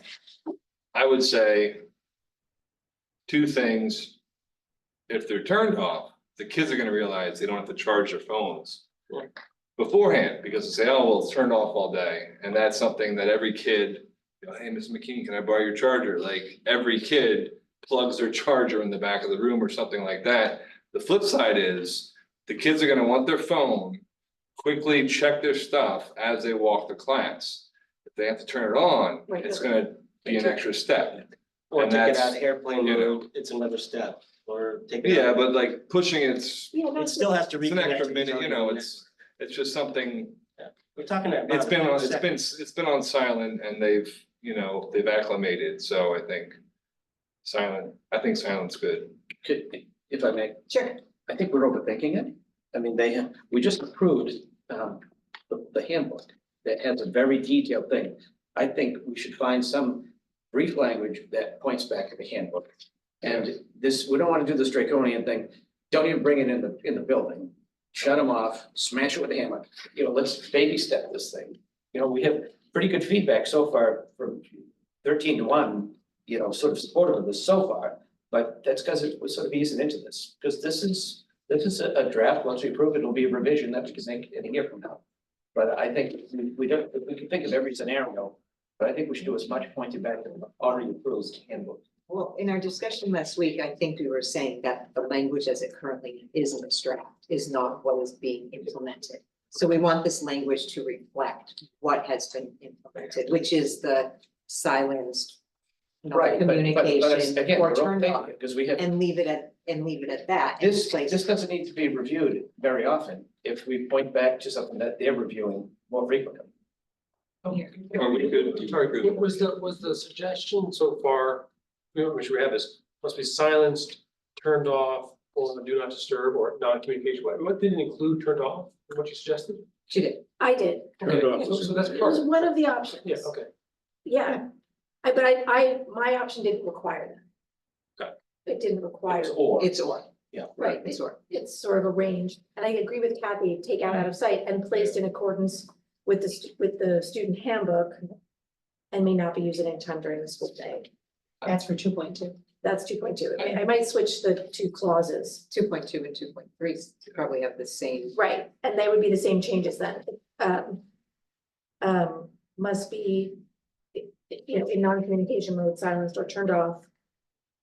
And, well, that's the question. Do we want to add and in accordance with the student handbook to this one? I think we should only, I think I have two thoughts. One, leave it up to the school and the teacher, the admin and the teacher for whether or not to silence, airplane mode or whatever. Second part is we can take out silence because By definition, those are. by definition, the classroom's taking care of itself because they're gonna say, put it on silent. And we don't have to do that. I think to the mayor's point, we can Right. just say in accordance with the handbook. I don't agree. You don't. I don't agree. I think that sending the message that it should not disturb the learning process is really the goal, the key goal here. And so it's just giving 3 ways that it doesn't disturb the classroom. I don't think we have to give those ways though. Just to make it a little easier for us to put the onus on the admin and the teachers. There's some times where school leaders, administrators and teachers as well appreciate some That's what I'm clarity. thinking, like they have to follow policy. So, yeah. Like you say, whenever we're doing something that you need to approve, you want it objective. You don't wanna have to figure out what the range is. If it can be clear that there are 3 ways it should be, and Right. that's really kind of what they're doing, why wouldn't we just spell it like that?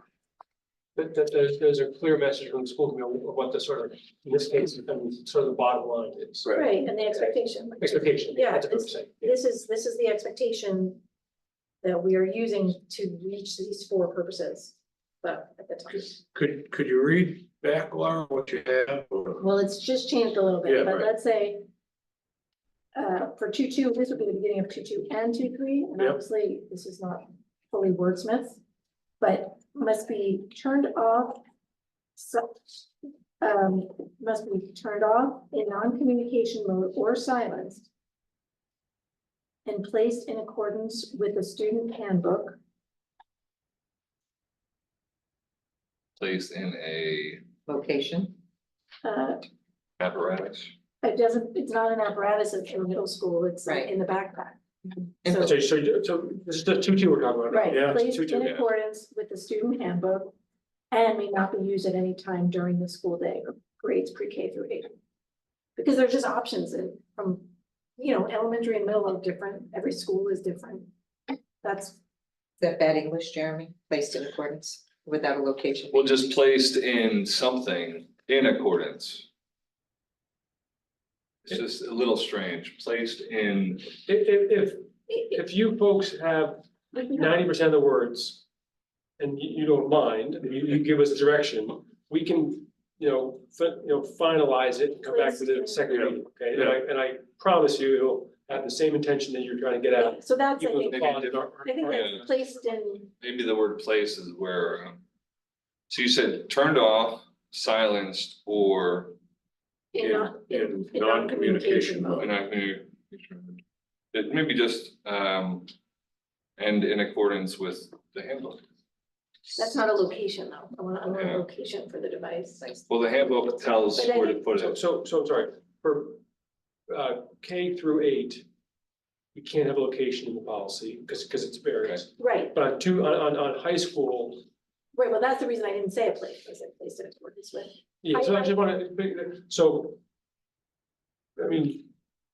Yeah, so pre-K or K through 8, right, I would suggest not having a location because even within the middle school, there's some different rules there. Changes based Yeah, on the you know, house. based on the house and the way the house is working, that sort of thing. So, We're but not- but the bottom line really is, you know, away and not seen, I mean, that's sorry. the language Away you have from there. the student. Yeah. How but However, this- in language that works. Right, however, the student handbook has it, and they're pretty clear about it in the middle school handbook. Yes, So of course we do. we can work on the language. I'm not as bothered. I'm not an English teacher. I write a lot. And so, You're in our club. Turn on TV. right. So I understand your, English. okay. So what I trust that we will wordsmith that. Can I leave that with you?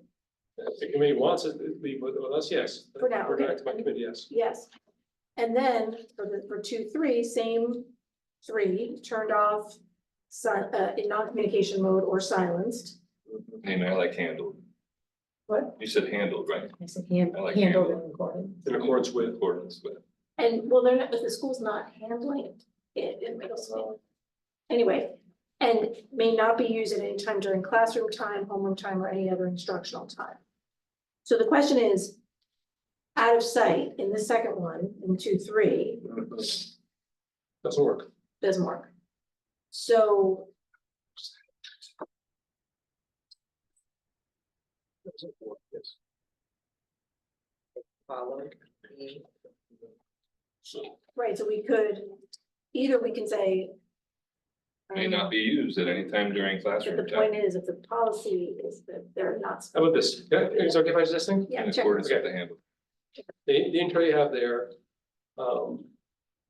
And placed in the classroom in accordance with the student handbook. Simplify. And then go back to the, I may not be used at any time during classroom time, homeroom time, that, That's for high school. right, I mean, we're doing high school. now. Placed in the classroom in accordance with the student, I like that. I think that, I like that. You mentioned that, like language indicating that it can't be on their person, but it's not in this. Well, that's why we say place to the classroom. Yeah, okay. Right. But you don't explicitly say not on. Well, that's what handbooks say. And right now, the handbooks all say it should be away from the student. Yeah, okay. In their procedures. Okay, All right, just remind the committee, one element, of course, if we were, when you're saying it's in the handbook, every year, we have to have any changes approved Exactly. here. Right, So that Exactly. handbook That's why we're brings trying to things have back that here, policy. no, and I just wanted to, to answer that question that Keith brought up as well, that if, it's not like we can change the handbook without Right, law every right, year. right, So, right, but this we won't have to go back to every Exactly, year. right, which If- is what the mayor's point was. Right, and that's what my point was, that if you're changing the handbook and we're approving it, we don't have to keep rewriting the policy. okay. Okay. The only other thing on. Hurt yourself there. The only other question that was raised was the last sentence of the Yeah. policy. Oh, so reach out to council on that one. This language isn't binding, we can, folks can still, what's the right term here? Approach us or consider us liable for something. It would go through a normal process of determining that, whether it's on an athletic field, in a classroom, on a gymnasium, that sort of thing. So folks always have that recourse. Yeah, so I think On so. any kind of like. Okay, Yeah. so you'll Yeah. check though with council, so. Yes, we have checked. I guess the question is it's still,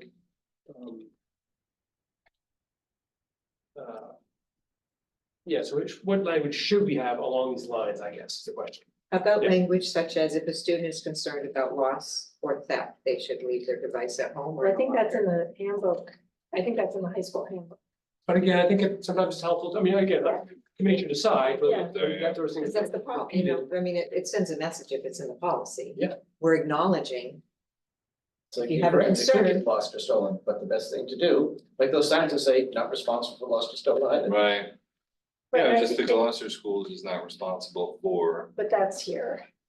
yeah, Melissa- no, just getting rid of that first. So, sorry, I'll find out if there is language we should put in along these lines. But I think what you're saying as well is, it's not about legality here or damages, it's about if someone is concerned about it, that we, they should leave it at home, basically, I think is separate.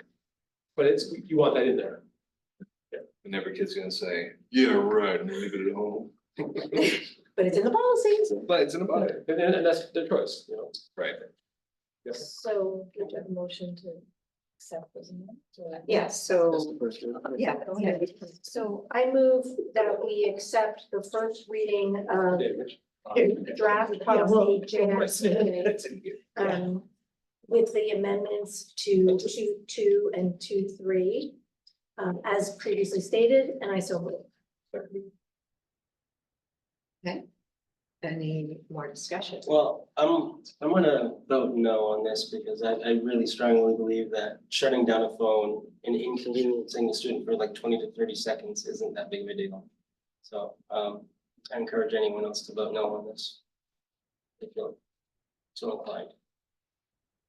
I hear you. Yeah. Ideally. Okay, anybody else? All in favor, say aye. Aye. And opposed? No. One no. So 5 in favor, 1 opposed. I respect that. And keep turned off could be non-communication method. Right. Well, we said And turned off. that's the one sure way of knowing that it's not in communication mode or airplane mode, and it's off. And maybe a student doesn't even turn it on when they go into the next class. Maybe they don't feel so inclined to power it up. And all the better for that. Okay, well, I think this was really good. Now the question is, do we feel, given that we have 13-to-1 feedback from parents and we have positive feedback from teachers, and we haven't had a mutiny of from kids about this, do we feel comfortable moving to the next step, which is the second reading? Or do we feel we should have a public hearing prior to the discussion of the second reading? I think based on the feedback we got today, I think a public hearing is necessary. I agree. I would agree with that. I would agree, but I would encourage anyone who wants to communicate with the school committee on this to write to us at Gloucester School Committee at gloucesterschools.com. We would love to hear people's feedback. If you're parents, family members, students, we would love to hear from you, and to hear your feedback. And the deadline would be like 2 days prior to, if we wanted to put it on the agenda, revise the agenda. We tend not in our protocols have a deadline. You know, if it comes to us, it comes to us, just as if somebody came, we've had this discussion on our protocols. Just like somebody could come up and speak to us in oral communication that night. We would never really said we're not gonna take oral communication on our business unless we had a public hearing. So if somebody came, I view it the same as somebody saying, listen, you know, at 4 o'clock. So we're welcome to feedback. And just, I think it's ultimately, you're affirming what the schools are doing, the policy as drafted now affirms what the schools are doing. Yes. And operating that way, if you were going to be changing the way the schools are operating, then I think public hearing would be much more important. Yeah. But and so I think it's, makes sense. Okay, but again, we are willing and very eager to hear public comment that you want to send. Positive or Positive or against, we want to hear from you. So write to Gloucester School Committee at gloucesterschools.com and let us know. Question for Ben. I noticed when Jack was talking about the bad Wi-Fi, so you're taking. Yes, that is Gonna get a boost. of all the things I heard tonight. Yeah. Okay, okay. James, thank you for your time as always. Thank you. We appreciate you helping us through so Yeah. many, Thank many you for times. having me and for inviting the Yeah, it was the great. parents and the parents as well, was really great to hear, and we'll continue, right? Because Yeah. this is a work in progress, and, you know, as you heard, my communication with families will be ongoing throughout the year, as with staff. We're gonna keep working on this, and if we need to make adjustments, I appreciate that the policy, you know, that you're reading allows for adjustments within the spirit of what we're trying to do, which is keep kids engaged in their learning in this age of electronics. And I think that video, if Yeah. I can make a suggestion, Should put it on our should Facebook. go to the other principals to send out to their families. I mean, I think having that message reinforced probably every time our handbook gets sent out in every year. Or whatever else video comes along, because it's just more and more things that reinforce the same research. It's just, as you say, it's like a friendly way to get quick information out there. Yeah, that one was really good. If there are others. There's gotta be, So, yeah. And if you find, I'm just a little concerned about what I'm author right now, but if there are things, if there are messages you want us to send out, okay, please send them to me. I will make a decision on that. There you go, thank you. But Yes, sorry, But through the superintendent. you are welcome to send suggestions, because it's just, you know, it's hard for us, but we will send the video out to families again. We'll share it with the principals. Amy literally was gonna send it to you momentarily. I just have to get some. And I sent the letter, actually shared them. so- I can attach the letter to them. And that The video, other research as well. Yeah. is that video the most current video from Edutopia? Like, I'm gonna look at Edutopia's research in accordance with the books that we got, and Yeah, just, you know, they talked about. They had other things too. I Yeah. hope you had other The whole videos. neurological side to it, I'm Yeah, kind of fascinated with, so. There were other You've done a lot of research on yeah, but that's great. how they measure I just think games should. when they measure. the neurological. Oh, yeah. You know, I want to figure that one out. Yeah, there's detailed, so in what I shared, a couple of the research is a little bit more academic and heavy, and so on. The video is cleaner.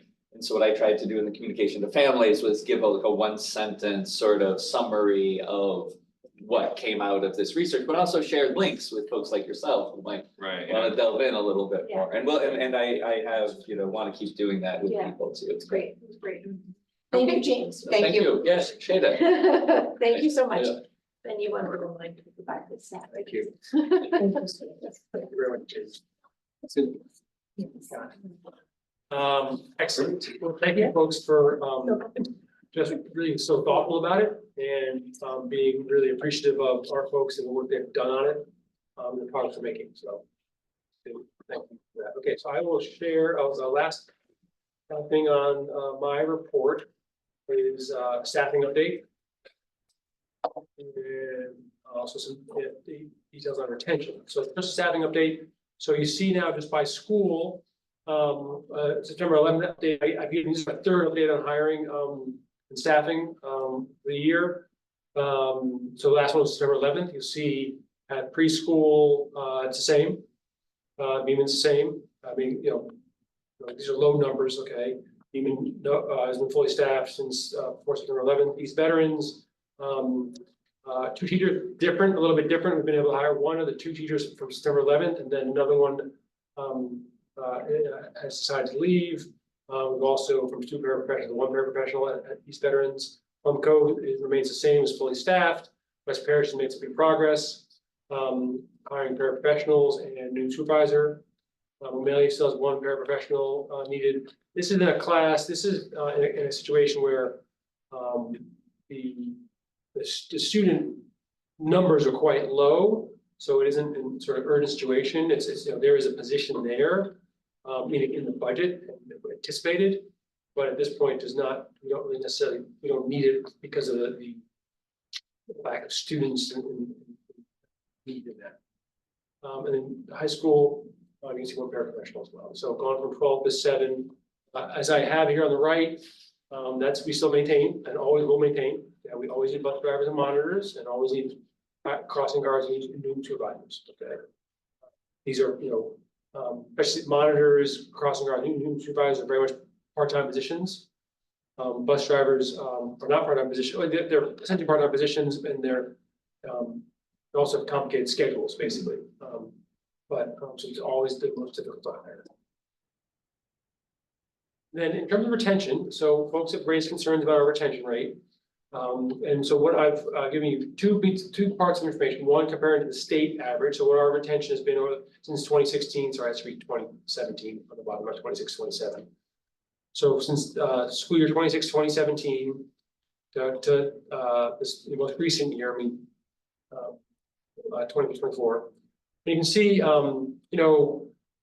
except for 1 year, the green means we're above the state average. The retentions are doing better than the state across all communities. And then you also see that the variance for us, since over the last 8 or 9 years is very small. The range is quite small. I think if I had this right, there's one anomaly in the 21-22 year. This is, of course, right after the beginning of COVID. And you can see the state went down there a fair bit as well. But every time, we're reaching 87.2% and 89.8%, 89.9%, okay? We have essentially the same retention rate as we did in 2017, 2018, this past year. And so just to have folks, that doesn't mean that things feel different in every school every year, or from one school to the next every year, okay? But just those numbers are pretty clear. Then also showing you now, this is from last year, 2024. So this is, looking at both our neighboring districts and also our demographically similar districts, or known as dark districts. And you can see that right in the middle there, above the state average, but in the middle of, literally, I think 9 districts above us, 9 districts below us. We are essentially the median across all these districts, which are the ones we always compare ourselves to, because they're either our neighboring districts or our demographically similar districts.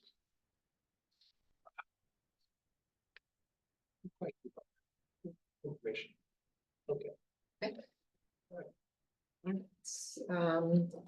Thank you. Right, so there are no subcommittee reports, and we have a couple grants to accept under action.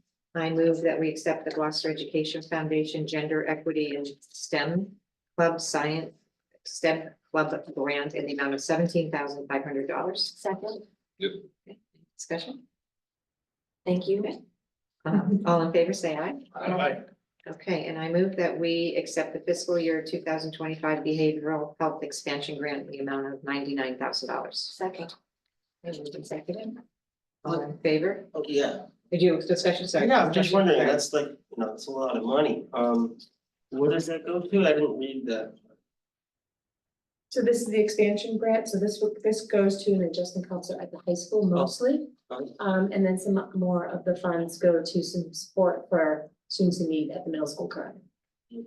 Smaller amount there for extra support for students that are transitioning back from extended absence. Oh, okay. Yeah.